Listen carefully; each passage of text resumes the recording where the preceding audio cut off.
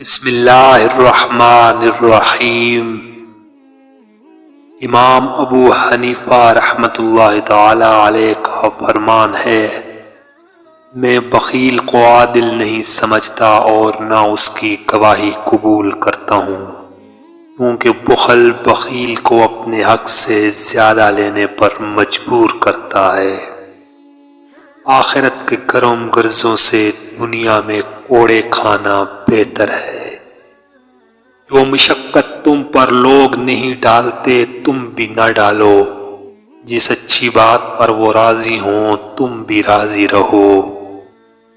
شرفاء کی عزت اور علماء کی تعظیم کرو۔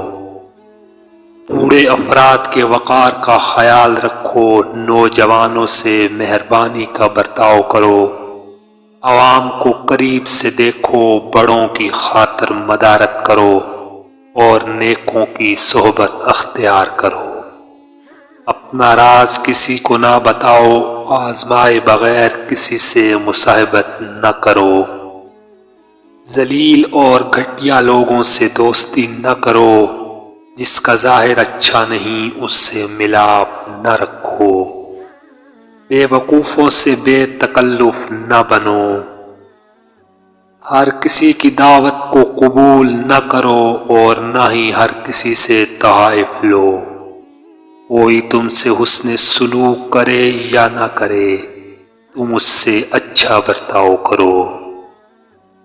عفو و درگزر سے کام لو اور ہمیشہ بھلائی کی تعلیم دو۔ وہ بندہ دولت نہیں کما سکتا جس میں یہ ایک عادت ہو کہ وہ بخیل ہو اور اپنے حق سے ہمیشہ زیادہ کا امیدوار ہو۔ کوئی تمہاری بدگوئی کرے تو اسے اچھے الفاظ سے یاد کرو۔ جہاں تک ممکن ہو لوگوں میں محبت و اخوت کا اظہار کرو۔ سب سے سلام کہو اگرچہ وہ برے ہی کیوں نہ ہوں۔